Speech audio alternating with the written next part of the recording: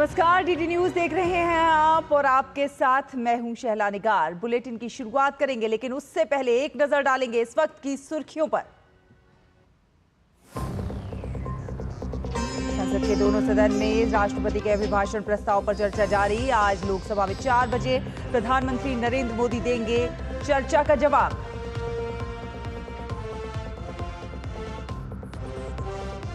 संसद में हिंदू विरोधी बयान देकर बुरे फंसे नेता प्रतिपक्ष राहुल गांधी। रिकॉर्ड से हटाए गए आपत्तिजनक हिस्से। बीजेपी समेत धार्मिक नेताओं ने भी कहा माफी मांगे राहुल गांधी। संसद सत्र के बीच आज बुलाई गई एनडीए संसदीय दल की बैठक। पीएम मोदी ने सांसदों को दिए कई मंत्र, कहा देश सेवा ही सर्वोपरि। पुणे में जीका वायरस के 6 मामले। संक्रमित मरीजों में 2 गर्भवती महिलाएं भी शामिल। मरीजों की सेहत पर डॉक्टरों की नजर।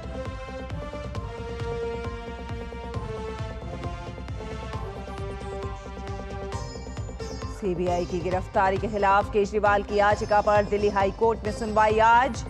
26 जून को तिहाड़ जेल से हुई थी गिरफ्तारी। राजस्थान, गुजरात, हिमाचल, उत्तराखंड समेत 15 से अधिक राज्यों में भारी वर्षा की चेतावनी। वहीं असम में बाढ़ से बिगड़े हालात।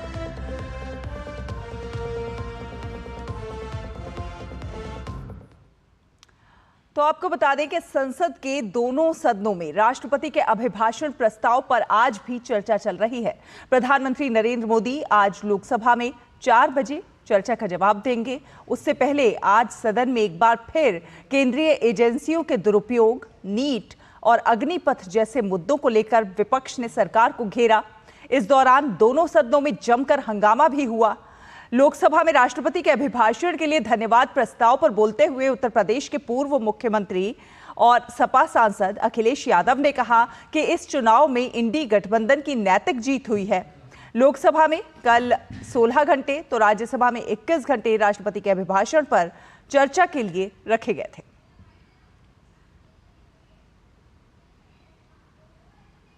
चुनाव में इंडिया अलायंस की नैतिक जीत हुई है। ये पीडीए इंडिया की सकारात्मक राजनीति, पॉलिटिक्स जो पॉजिटिव है, पॉजिटिव पॉलिटिक्स की जीत हुई है। ये इंडिया पीडीए की सोशल जस्टिस मुहिम की विक्ट्री है।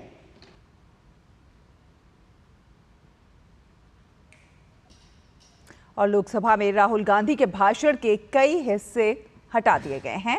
नेता विपक्ष के तौर पर कल सदन में दिए भाषण में उनकी ओर से हिंदुओं पर कुछ ऐसा बयान दिया गया कि खुद प्रधानमंत्री को खड़े होकर यह कहना पड़ा कि ये एक गंभीर विषय है। एक दिन पहले नेता प्रतिपक्ष राहुल गांधी ने भगवान शिव का चित्र दिखाते हुए सत्ता पक्ष को आड़े हाथों लिया था। बीजेपी ने भाषण में किए गए कई दावों को चुनौती देते हुए अध्यक्ष ओम बिरला से कार्रवाई की मांग की थी, जिसके बाद राहुल के भाषण के कई एक हिस्से हटा दिए गए हैं।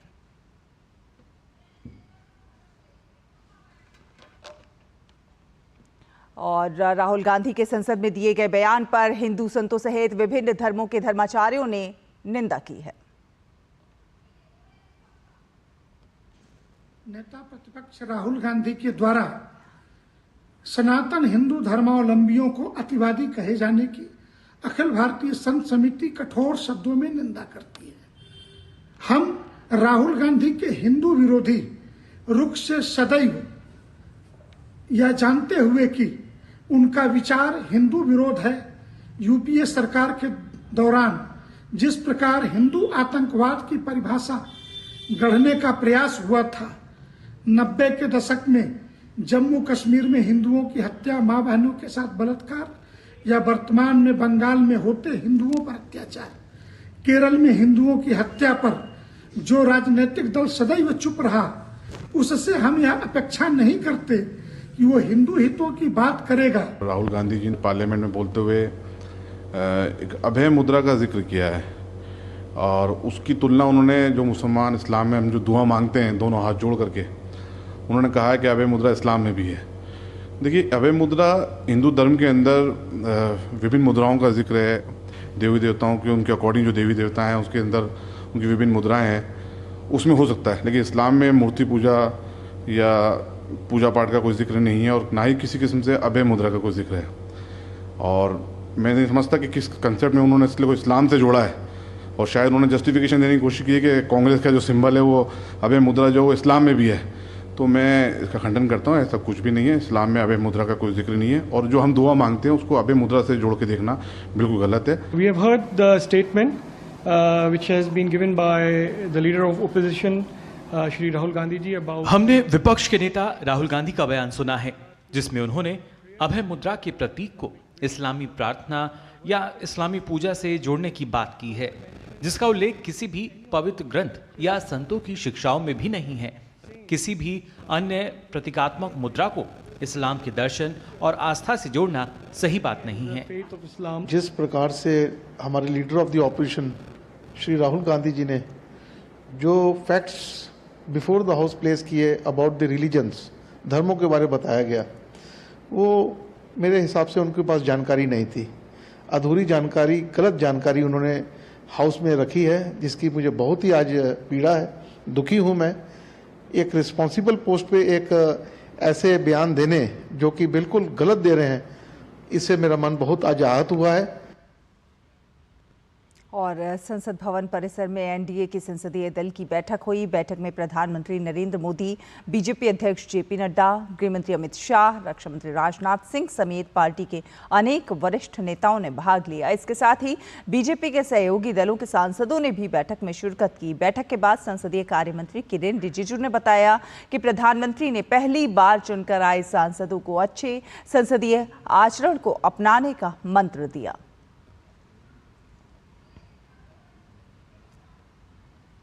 आज एनडीए पार्लियामेंट्री पार्टी का पहला बैठक हुआ और एनडीए के जितने भी नेता हैं और सदस्यों की ओर से आदरणीय प्रधानमंत्री जी को ऐतिहासिक तीसरी बार प्रधानमंत्री बनने पर फूलमाला के साथ अभिनंदन स्वागत किया गया, क्योंकि ये पहला बैठक था और हमारे पास हाउस का जो बिजनेस है राज्यसभा लोकसभा का एक सीमित है।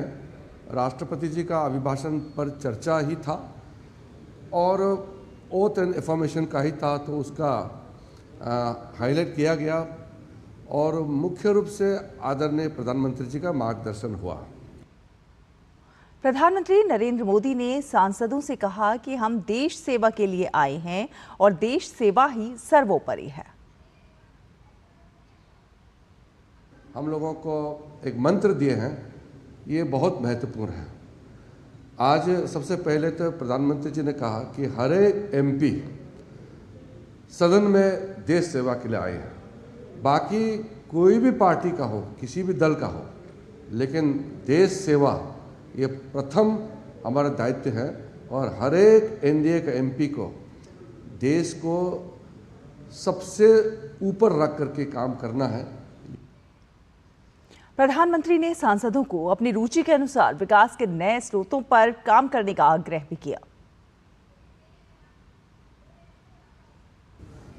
प्रधानमंत्री जी का कहना है कि हर एक एमपी अपने अपने क्षेत्र का विषय को बहुत ही प्रभावी ढंग से सदन में रखना चाहिए और रूल के मुताबिक, नियम के मुताबिक देश का और भी कोई बड़ा विषय हो जिसमें रुचि है, सांसद होने के नाते अपने अपने रुचि होते हैं, उसमें एक्सपर्टाइज डेवलप करना है। कोई एमपी पानी के विषय में, कोई एमपी पर्यावरण के विषय में, कोई एमपी सामाजिक क्षेत्र में अलग अलग रुचि होता है, तो उसमें एक्सपर्टाइज डेवलप करने के लिए प्रधानमंत्री जी ने आग्रह किया है। एनडीए संसदीय दल की बैठक के बाद हमारे संवाददाता राजेश राज ने चिराग पासवान से खास बातचीत की है, जो इस समय केंद्र में मंत्री भी हैं। आइए वो सुनते हैं।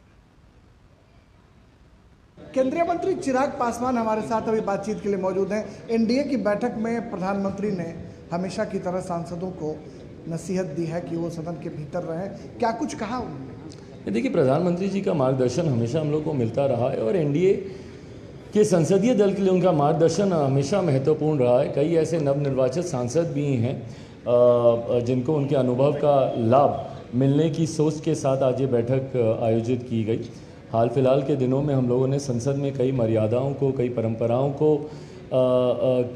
परंपराओं को हम लोगों ने टूटते हुए देखा है। ऐसे में ये चिंता एनडीए के घटक दलों के बीच भी है। स्पीकर के चुनाव को लेकर हो या कल एलओपी का जिस तरीके से संबोधन रहा, एलओपी के संबोधन में जिस तरीके से अलग अलग धर्म की भावनाओं को ठेस पहुंचाने का प्रयास किया गया, जिसपे हर धर्मगुरु ने सामने आकर उनसे अपनी असहमति उन्होंने दर्ज की है, या फिर जिस तरीके से हिंदू हिंसक होते हैं या महादेव की तस्वीर को लहराकर एक बड़ी आबादी की आस्था को उन्होंने ठेस पहुंचाने का काम किया। चिंता इस बात को भी लेकर थी कि प्रधानमंत्री जी पर व्यक्तिगत टिप्पणी हो या चेयर पर जिस तरीके से व्यक्तिगत टिप्पणी की गई, ये कभी कतई एलओपी की मर्यादा के अनुकूल नहीं है। और साथ ही में जिस तरीके से चिंता जताई, देखिए, प्रधानमंत्री जी ने तो सिर्फ हम लोग को मार्गदर्शन दिया, बट एनडीए के भीतर इस बात को चिंता है।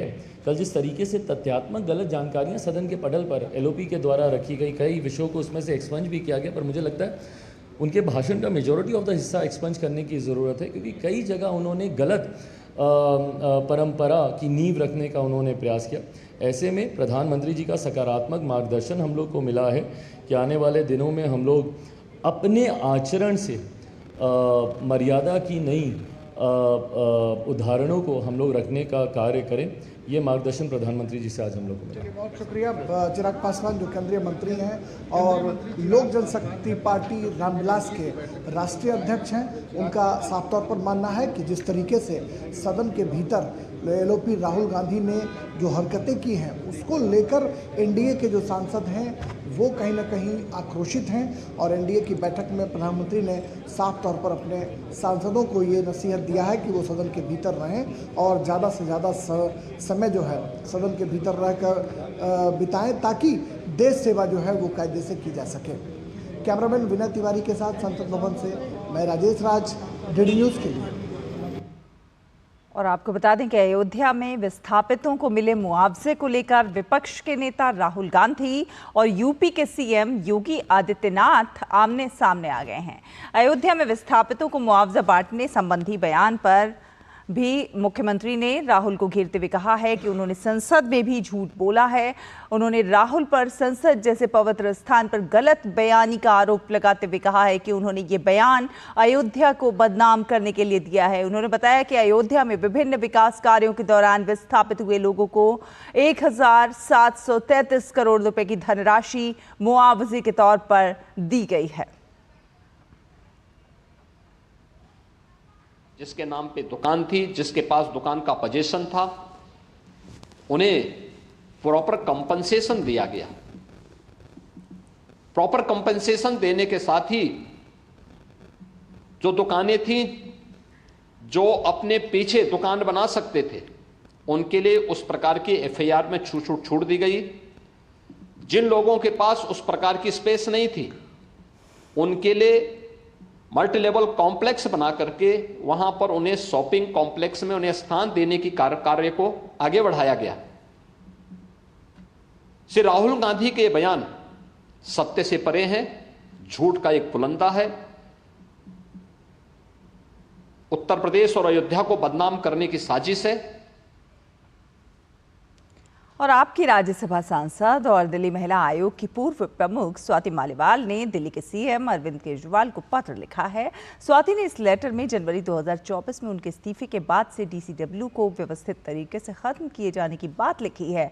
स्वाति ने यह भी आरोप लगाया है कि उन्होंने 2015 से जो सिस्टम बनाए थे उन्हें सरकार नष्ट कर रही है। उन्होंने अपने सोशल मीडिया पोस्ट पर भी इसकी जानकारी दी। स्वाति मालीवाल ने कहा कि डीसीडब्ल्यू कर्मचारियों को 6 महीने से सैलरी नहीं मिली है। इस स्टाफ में एसिड अटैक और रेप सर्वाइवर्स भी हैं। आयोग में कामकाज के लिए कागज और स्टेशनरी खरीदने तक का पैसा नहीं बचा है। इसके साथ ही आयोग का बजट 28% घटा दिया गया है। 6 महीने से अध्यक्ष पद पर नियुक्ति नहीं है। डीसीडब्ल्यू की 181 हेल्पलाइन को भी बंद कर दिया गया। मेरी दिल्ली सरकार से अपील है कि महिला सुरक्षा के लिए अहम कार्य करने वाले डीसीडब्ल्यू पर ताला लगाने के प्रयास बंद हों। और भाजपा सांसद कमलजीत सहरावत ने स्वाति मालीवाल मामले में दिल्ली के मुख्यमंत्री अरविंद केजरीवाल पर तंज कसते हुए कहा है कि अरविंद केजरीवाल सरकार हर विभाग के कामकाज में नकारात्मक प्रभाव डालती है। मालीवाल जी जब DCW में थी तो लगातार हम देखते थे कितना सही कितना गलत, ये तो मैं नहीं कह सकती हूँ, क्योंकि आज वो बोल रही हैं तो उनके साथ खुद ऐसा घटना हो गई है। तो वो जब DCW की अध्यक्ष भी रही होगी तब भी अंदर अंदर क्या हो रहा हो हमें नहीं पता, लेकिन ये बात तो सच है कि अरविंद केजरीवाल जी हर कानूनी संस्था को ख़त्म करने में विश्वास रखते हैं। कोई भी डिपार्टमेंट अपनी तरह काम नहीं कर रहा, दिल्ली जल बोर्ड नहीं कर रहा है, पानी की कमी है, बाढ़ भी आ रही है, और कहीं पर भी पेंशन डिपार्टमेंट काम नहीं हो रहा है, और DCW में भी काम नहीं हो रहा है। तो ये केजरीवाल साहब का काम करने का तरीका है कि वो किसी भी संस्था को काम करने के लिए कमज़ोर करते हैं। और भारत के मुख्य न्यायाधीश DY चंद्रचूड़ ने दिल्ली के शास्त्री पार्क और रोहिणी सेक्टर 26 में अदालत परिसरों का शिलान्यास किया। कोर्ट की नई बिल्डिंग की कई तरह की सुविधाओं से लैस होंगी ये बिल्डिंग। तीनों बिल्डिंग में 500 से ज़्यादा वकीलों के चैम्बर और 1000 से ज़्यादा गाड़ियों के लिए पार्किंग की सुविधा होगी। इस अवसर पर उन्होंने कहा कि कोर्ट की नई बिल्डिंग दिल्ली के नागरिकों और अन्य लोगों के लिए बहुत महत्वपूर्ण है जो न्याय की तलाश में यहाँ आएंगे। इसके साथ ही परियोजना की तय समय में पूरा होने की भी उन्होंने उम्मीद जताई है। We have laid the foundation stone of new court buildings at Karkaduma, Shastri Park and Rohini. Traditionally, the cornerstone or the foundation stone is the first stone of the building, which becomes the reference point for all other bricks to be laid in the course of its construction. It determines the structure, orientation and direction of the building, attributes of significant and long-ranging consequences. My congratulations to the High Court, to the government of the National Capital Territory of Delhi, to the architect, to the members of the registry who have toiled for long, and for everyone associated with the project. और राष्ट्रीय मानवाधिकार आयोग ने पश्चिम बंगाल के उत्तर दिनाजपुर में एक जोड़े की सार्वजनिक रूप से पिटाई की घटना का स्वतः संज्ञान लिया है। कथित तौर पर टीएमसी से जुड़े लोगों ने यह पिटाई की थी। एनएचआरसी ने कहा है कि मामले से पता चलता है कि राज्य के अधिकारियों ने ना तो अतीत में हुई ऐसी घटनाओं से कोई सबक सीखा है और ना ही एनएचआरसी द्वारा उठाई गई चिंताओं पर कोई ध्यान दिया है। एनएचआरसी ने पश्चिम बंगाल के मुख्य सचिव और पुलिस महानिदेशक को नोटिस जारी करके 1 सप्ताह के भीतर मामले में विस्तृत रिपोर्ट मांगी है। महाराष्ट्र के पुणे में जीका वायरस के 6 मामले सामने आए हैं। जीका वायरस से संक्रमित मरीजों में 2 गर्भवती महिलाएं भी शामिल हैं। स्वास्थ्य विभाग के अधिकारियों के अनुसार पुणे के बाने इलाके में एक 28 वर्षीय गर्भवती महिला जीका वायरस से संक्रमित पाई गई। इस बीच महिला की जांच रिपोर्ट भी पॉजिटिव आई है। इसके अलावा 12 सप्ताह की एक अन्य गर्भवती महिला भी जीका वायरस से संक्रमित पाई गई है। फिलहाल दोनों महिलाओं की हालत स्थिर बताई जा रही है। ये दोनों गर्भवती महिलाएं आरंदवाड़ी इलाके में ही रहने वाली हैं। नगर निगम के स्वास्थ्य विभाग ने बताया है कि मरीजों का देश या विदेश में यात्रा का कोई इतिहास नहीं है। विटिलिगो यानी कि सफेद दाग की बीमारी, ये बीमारी छुआछूत की बीमारी नहीं है और ना ही ये एक दूसरे के छूने से फैलती है। सफेद दाग की बीमारी से पीड़ित करीब 80% मरीज समाज में भेदभाव का सामना करते हैं। आजकल नई तकनीक और दवाओं, लेजर थेरेपी, फोटोथेरेपी और ग्राफ्ट इम्प्लांट जैसी तकनीक के माध्यम से सफेद दाग का इलाज संभव है। एम्स नई दिल्ली सहित देश के कई बड़े बड़े अस्पतालों में इसका सफल इलाज किया जा रहा है। एम्स नई दिल्ली की डॉक्टर कनिका साहनी ने कहा कि इस बीमारी को लेकर लोगों में बहुत भ्रांतियां हैं, जिसे जागरूकता के जरिए ही दूर किया जा सकता है। पब्लिक में अवेयरनेस जनरेट करना चाहते हैं कि यह एक छूत की बीमारी नहीं है, यह एक से दूसरे को छूने से नहीं फैलती, ना ही अगर किसी मरीज़ में यह बीमारी है तो ऐसा ज़रूर होगा कि उनके बच्चों में ये बीमारी जाए। तो हम पब्लिक को यही कहना चाहेंगे कि जितना हो सके हम इन मरीज़ों को अपने साथ लेकर सोसाइटी में आगे बढ़ें ताकि इनकी परेशानियां और इनका दुख हम कम कर सकें। अभी जो नए सर्जरीज़ आए इसको हम सेल ट्रांसप्लांटेशन टेक्निक बोलते हैं, जो सेल ग्राफ्टिंग है, जिसमें पेशेंट के खुद के स्किन में से जो मेलानोसाइट्स हेल्दी है वो लेके ट्रांसप्लांट किए जाते हैं ऑन द साइड जहाँ पे विटिलिगो है। तो वो पैचेस अगर स्टेबल है, बढ़ नहीं रहे हैं, तो इन पेशेंट के लिए ये सर्जरी बहुत काम कर सकती है और उसमें रिज़ल्ट भी अच्छा आता है। और बात करें असम में बाढ़ के हालात की, तो असम में बाढ़ और बारिश ने भारी तबाही मचा रखी है। डिब्रूगढ़, नगांव, गोलाघाट समेत दर्जन भर जिले पानी में डूब गए हैं। लोगों के घरों में घुटनों घुटनों तक पानी भरा हुआ है। बारिश की वजह से देश के कई एक हिस्सों में जहां चेहरे पर मुस्कान नजर आ रही है, तो वहीं पूर्वोत्तर इसकी मार से कराह रहा है। हालांकि ब्रह्मपुत्र नदी का जलस्तर घटकर 105.16 मीटर हो गया, जो खतरे के स्तर 105.70 मीटर से नीचे है। 19 जिलों के 1275 गाँव में 2,75,000 से अधिक लोग प्रभावित हुए हैं। तिनसुकिया में एक व्यक्ति की मौत की सूचना मिली है, जिससे इस साल मरने वालों की संख्या 35 हो गई है। 8,146 से अधिक कैदी 136 राहत शिविरों में शरण ले रहे हैं। वहीं आज असम के लिए रेड अलर्ट और अरुणाचल प्रदेश, उप हिमालयी, पश्चिम बंगाल, सिक्किम, मेघालय, मिजोरम, त्रिपुरा, नागालैंड के लिए ऑरेंज अलर्ट जारी किया गया है। असम में भारी वर्षा के कारण बाढ़ की स्थिति के मद्देनजर गोलाघाट में ट्रैफिक को लेकर एडवाइजरी भी जारी की गई है। एडवाइजरी के अनुसार सभी यात्री वाहनों, निजी और वाणिज्यिक दोनों को हर आधे घंटे में पुलिस और बल के कर्मचारियों के द्वारा सख्ती से नियंत्रित गति से चलाने की अनुमति दी जाएगी। पायलट वाहन बागोरी सीमा और एनबारी में तैनात रहेंगे। वो नगांव पुलिस और वन कर्मचारियों के साथ समन्वय करेंगे। और आपको बता दें कि 1 जुलाई से नई दिल्ली में इंडिया एनर्जी स्टोरेज वीक 2024 का आयोजन होने जा रहा है। इस वर्ष इसका 10वां संस्करण आयोजित हो रहा है। इस कार्यक्रम में भारत और दुनिया भर से नीति निर्माता और ऊर्जा क्षेत्र के प्रमुख इनोवेटर दिल्ली के यशोभूमि में एकत्रित हो रहे हैं। ये सम्मेलन 5 जुलाई तक चलेगा।